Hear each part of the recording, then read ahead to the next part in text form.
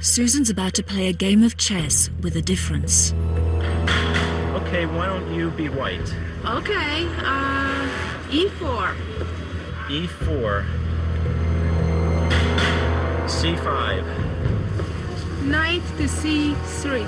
Susan's friend Ed has the chessboard in front of him, just like a normal game. Knight C6. But Susan doesn't need it. She's playing the game in her head. The only board she needs is in her mind's eye.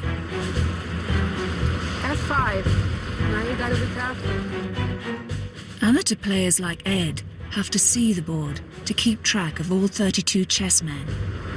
I'll play G5. But Susan follows all the moves using her fundamental chess ability: memory. Playing without a board helps to train the memory, and Susan has been practicing since childhood.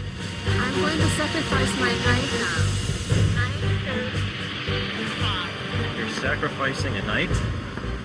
Susan can play up to 5 games in her head simultaneously. G5. Bishop takes G5. Rook E8. Rook F3. Knight E5.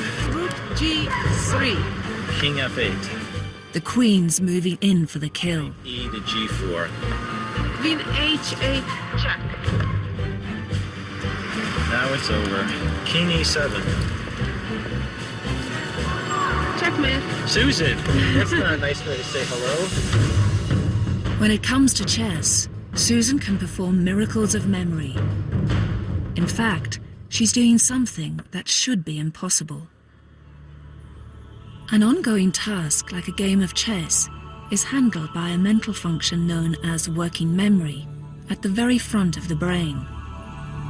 The relevant brain cells, or neurons, store any necessary information by forming a network of electrical connections. But these connections die away within seconds, so working memory is limited. It's like a temporary scratch pad that can only store about 7 items of information. That's why the 7 digits of a new phone number are about as much as most people can remember.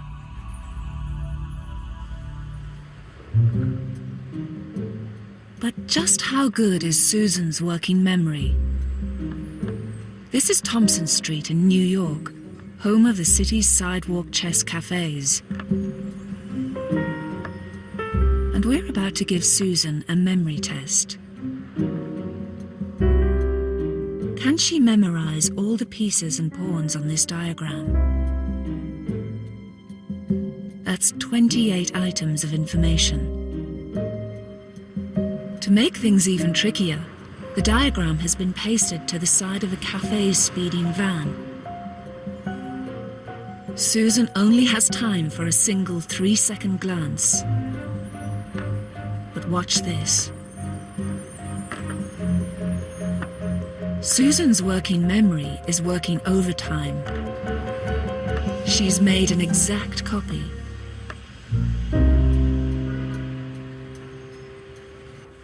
To explain her miracle of memory, this scientist has come to a very surprising place.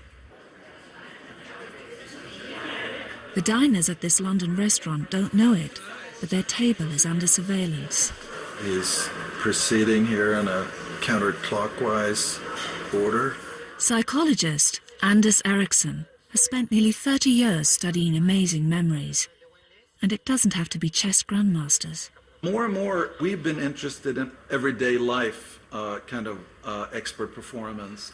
Somebody who can do something that is extraordinary. He's expecting a bravura performance from Spanish waiter Vincenti Sancho. I think I have a good memory. I have the memory of my grandma. Good afternoon. You ready to order? Yeah. Okay. May I have a vodka cranberry, please? And then I'll take the baby squid risotto. Risotto. They're giving drink orders as well as a meal. This is going to be challenging for him. Do you have any beer? Only tiger. Okay. Take a beer. Then can I start off with the no match you with the chess nut. Like Susan, Vincenti's working memory has to take in a lot of information, but he never writes anything down. Could I start with the sauteed baby squid, please? And this is going to be a tall order. Okay, risotto and manfis. Caponata, dolces, Caponata, yeah. and some bacon. Medium rare. The Nero risotto. Nero risotto. And then I'll have the gnocchi. The question is, how many orders can he handle in working memory? So, it's vodka cranberry, Nero risotto on the skate, tiger beer, with the gnocchi and the beef rare. The Nero risotto, the Memphis and gin tonic. It seems Vincenti can remember far more than 7 orders. Glass Pinot Grigio with the foie gras and the your beef medium rare. Wow. The glass de Sauvignon, the petit bourgeois, and the Nero risotto and the Memphis. So the lady, the glass Pinot Grigio, gnocchi and John Dory, a couple of bottles of water for the table. So 23 orders in all. That's impressive.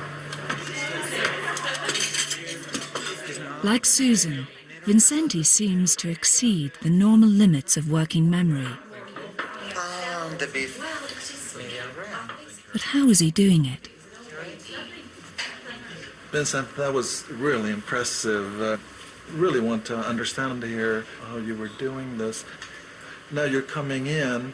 Do you know who you're going to ask to give you the first order? Yes, it's always the best to start from my left. Okay. So to try to keep an order. The first one, so brunette, it has a white top and thin jeans. The second one, blonde, almost white hair. Do you have any beer? I thought she's not sure about what to drink, about what to order. It seems that Vincente doesn't remember all 23 orders individually. Instead, he packs the information down to make it manageable using the normal 7 items of working memory. I associate the person, the dish, and the number. It's like all together. I don't know how to explain that. It's come all together. He forms a strong mental image of each customer and then attaches that customer's orders to the image. This seems to be a common technique used by experts in all fields. It's called chunking. It is a little like phone numbers. One of my best phone numbers was 492-1492. And given that 1492 is when Columbus discovered America, you don't have to keep track of the individual digits any longer. All the 4 digits will be retrieved as a single group from memory. Susan handles the information on a chessboard in exactly the same way. She doesn't remember all the pieces individually. Instead, she breaks everything down into chunks. The menacing formation of whites, queen and bishops is one chunk. The heavily protected black king is another. Susan only has to remember 5 chunks, easily manageable in normal working memory.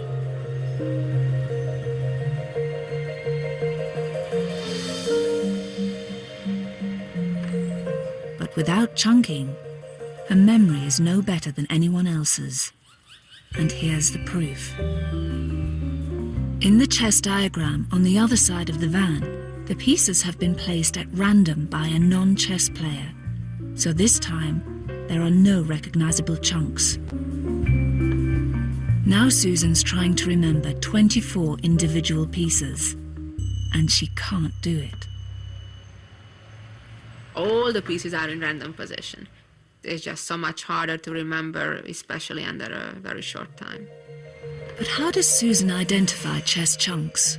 To her, they're lifelong friends, memories that were implanted in her brain during her extraordinary childhood.